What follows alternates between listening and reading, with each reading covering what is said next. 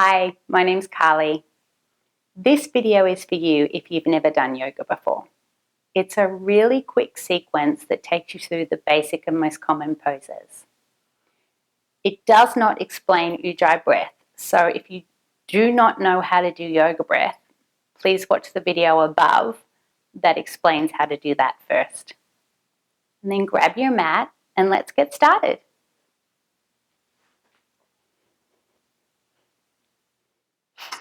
So we're going to start in a comfortable cross-legged position. Lean back a little so your heart is over your hips. And if you'd like to have a blanket or a cushion under your hips to make it more comfortable, then I invite you to do that. And just let your shoulders fall down away from your ears. Soften your jaw and begin your ujjayi breathing. You can close your eyes now.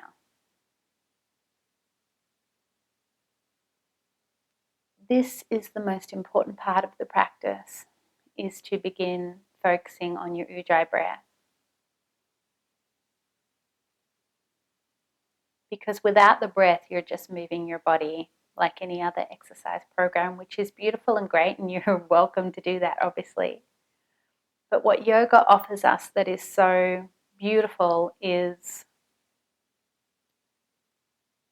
an invitation to mindfulness, a way to free up the mind from the busyness, which can be a doorway into greater peace and happiness. So, no big deal. When we focus on the breath consistently throughout the practice, we're training our mind to free itself from the busyness. We're showing it who's boss, if you will.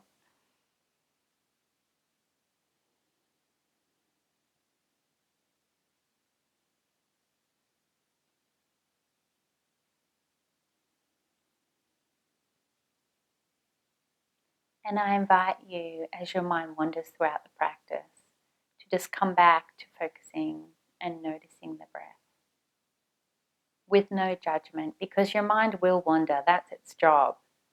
And the invitation is just there to, every time, bring it back every time. It's a practice of having to repeat it, having to do it over and over again. So don't get frustrated with yourself, because that's the process. It's just a training of keep coming back to the breath. Let your head fall gently to one side. You can keep your eyes closed here. You're just letting your head fall to one side and getting a gentle neck stretch. It doesn't matter what side. Tilt your face slightly up to the ceiling. And if you clench your jaw here, you'll notice it might feel a little tight in the front of your neck. And it's a beautiful way to release it if you do hold a lot of stress in your jaw. And then move your head to the other side, facing the front here, just tilted to the sides. You're getting a side neck stretch. And then turn your face up to the ceiling again and get the front part of your neck. You'll notice one side is usually tighter than the other. And at any point in this practice, if something hurts, please move out of it, come back out of it a little bit. You can open your eyes now if that feels good. Bring your left hand to the ground and bring your right hand up and stretch over.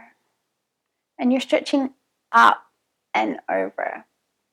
So it's not so much coming down to the ground, it's more you're lifting up and you're breathing into your side body here. Again, you can turn your head and heart slightly toward the ceiling and you'll get the front part. You may even feel it all the way down in your psoas. Swoop that hand down, come to the other side, lifting up. And when I say breathe into that part of your body here, you can do that a couple of ways. You can visualize the breath coming through. This isn't strictly yoga here. I'm not a purist, so I'm going to bring all the skills and things I have to share here. But you can use visualization. You can visualize the air coming through your nose and filling that space. Come back to center. Walk your hands forward. Walk your hands as forward as you can while still keeping your sits bones on the ground. And when you're ready, drop your head. I'm going to still talk to you though. So you can use visualization to imagine the breath going to that area. You can also sense it, feel it. And you can just use intention. Intention is so powerful. But the breath is one of the most powerful tools we have. And that's what yoga offers us, is to start utilizing the breath as a tool for healing and for so many things. It's incredibly powerful. So I'm hoping we can get you started with a little bit of that here.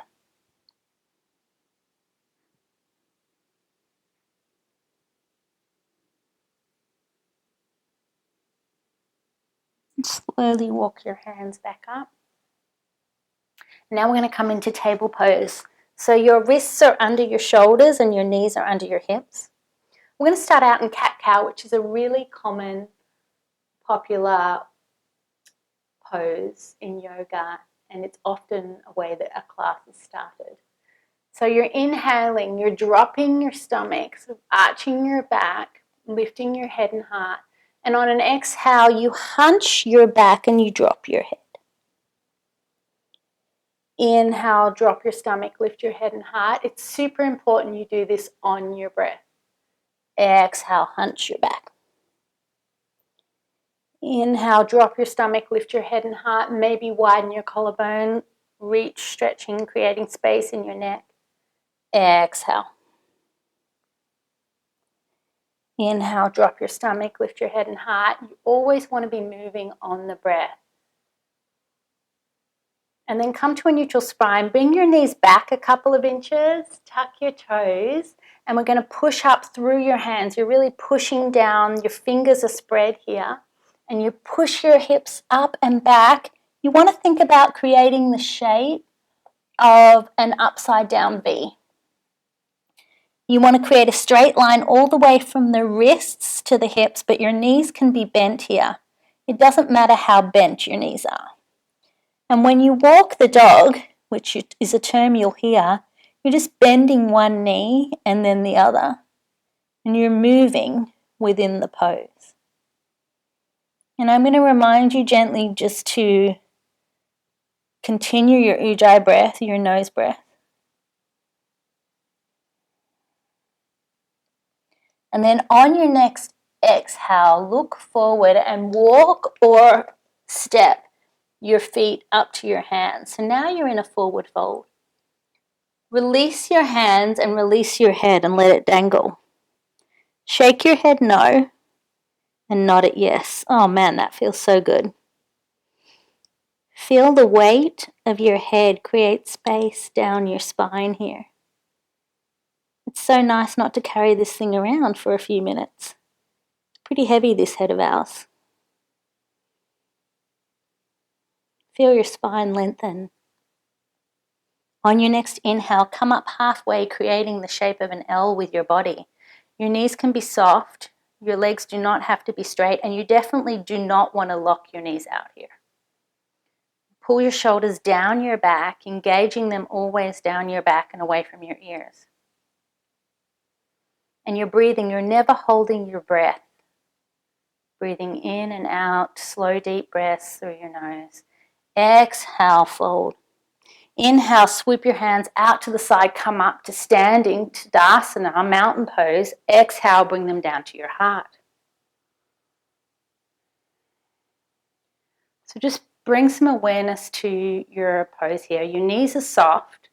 Uddiyana Bandha, which is basically pulling in your stomach. I like to say zip up your mum jeans, but all jeans are high jeans now, so that doesn't really, it's showing my age. You're zipping up your jeans, pulling everything in and up. Shoulders are engaged and down your back, and tilt your chin up slightly.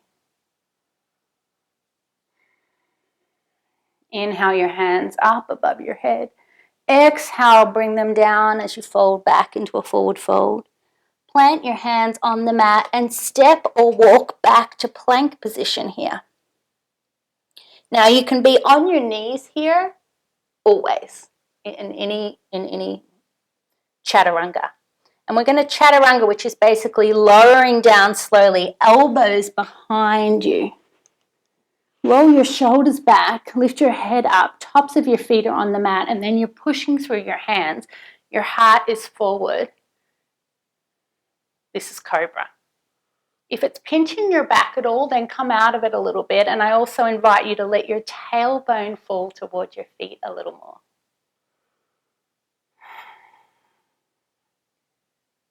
Tuck your toes, push yourself back to your knees, lift your hips back to downward facing dog.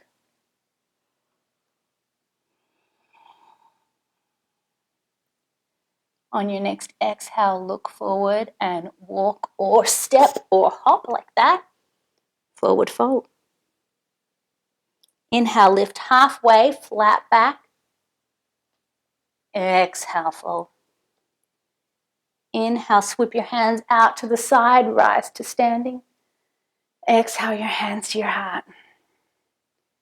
Now, we're going to step your left foot back as far as you can on the mat, and you're going to come onto your toes. You might recognize this pose as a runner's lunge. Bring your hands up, palms facing each other. In yoga, we call this crescent pose. So you want to make sure your knee is over your ankle. Now we're going to move this into Veerabhadrasana 1, Warrior 1. We simply do that by flattening your back foot. Your toes are going to be on an angle here. And that left hip is going to be back a little more, and that's okay, but you do want to think about bringing it as forward as you can. And to add some stability, which I seem to need today, you push through the outside edge of that back foot. So this is Warrior 1 of Veerabhadrasana 1. Very common pose again. And then just stay in this pose and watch what we're going to do next. We're going to ground through the front foot, lift the back foot up, and come into Warrior 3. These are some options. True Warrior 3, your hands are up and out. You can have your hands out to the side for airplane or back behind you, or you can have them on the ground for grounded warrior. So I'm going to come back and we're going to do it together. And if you waddle and sway, then that's beautiful, because that means you're working the balance bones on your ankle, which is so important. So grounding into that front foot, lift the back foot, and your mudra, which is what your hand position is, can be any of those options. You can also, if balance is hard for you, have a chair at the front of your mat and hold the chair, or do it against a wall. So you have to be obviously making those choices for yourself that you're safe. High blood pressure, pregnancy, this is not a good pose for you. Step all the way back as far as you can, come back to Warrior 1.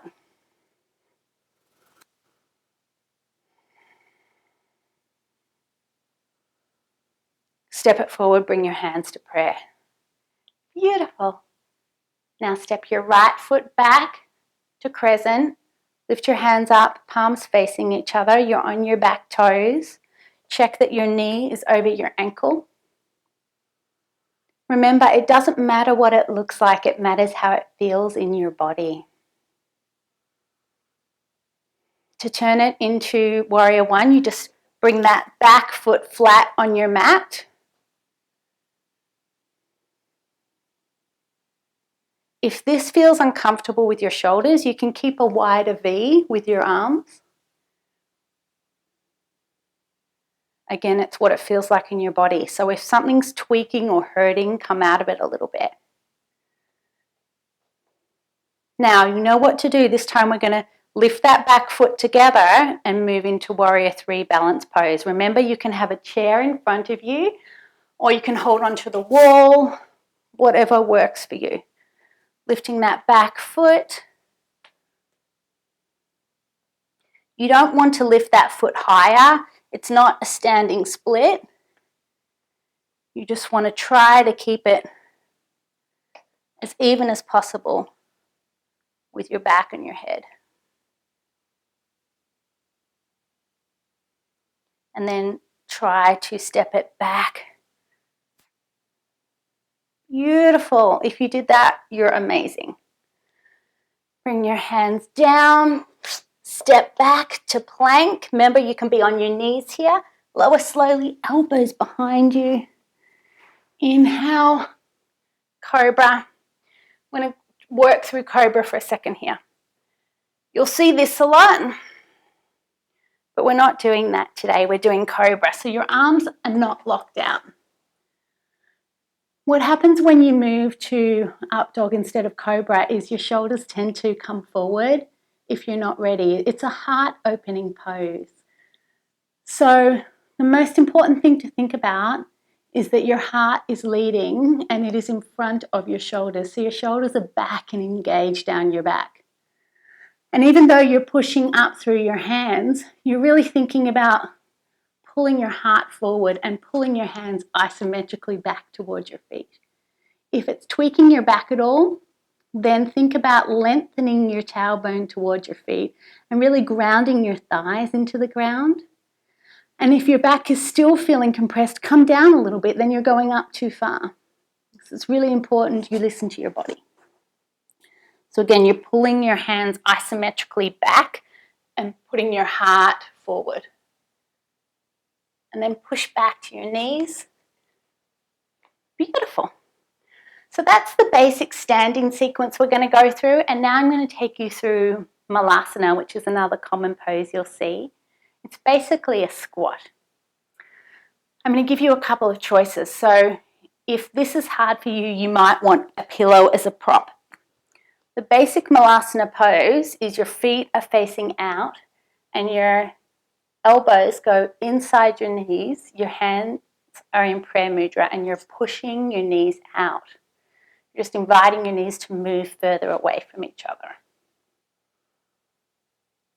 So you might not be able to do this if you're a runner or you've got tight hips. You might be here and you might be able to have flat feet, which is perfectly fine.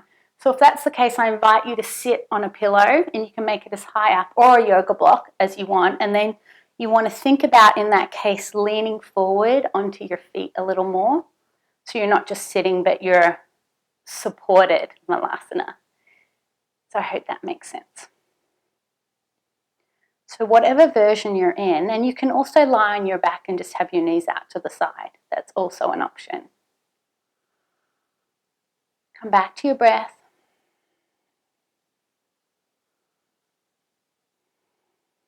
Let go of the busyness. If you're frustrated with yourself, be kind to yourself.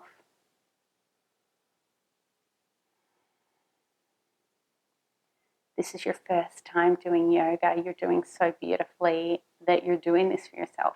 How amazing. Well done. And then come down onto your back.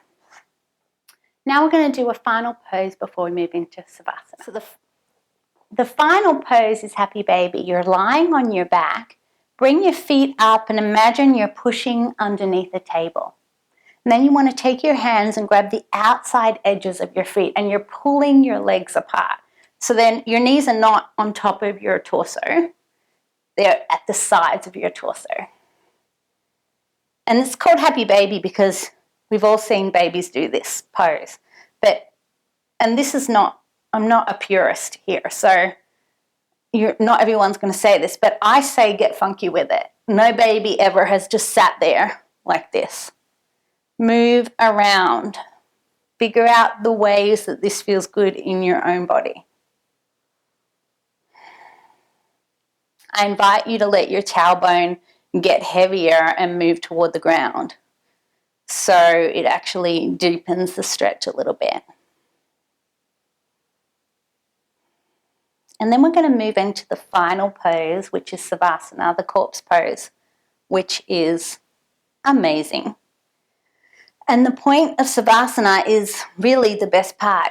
You're reaping the benefits. It's the most important pose to my mind and to many, because you've moved your body through the asanas and it's a much easier time to still the mind because your body really wants to lie still, if that makes sense.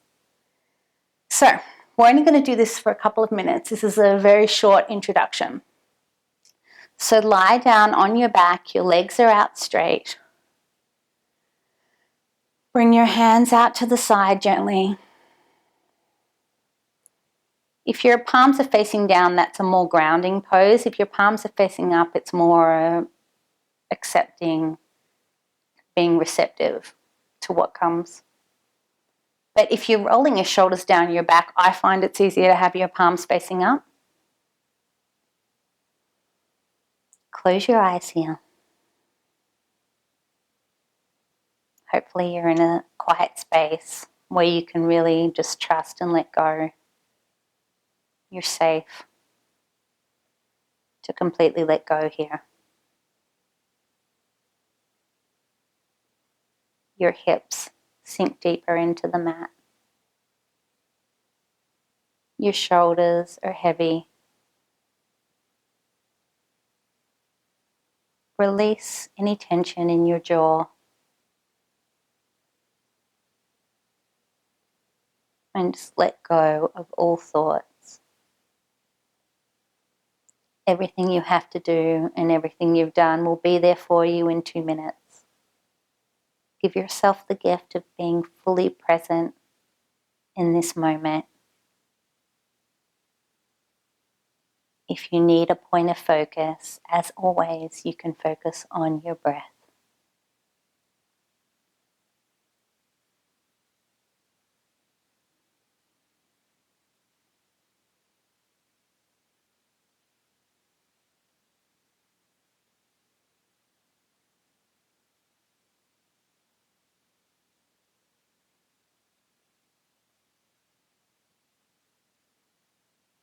You are perfect just as you are.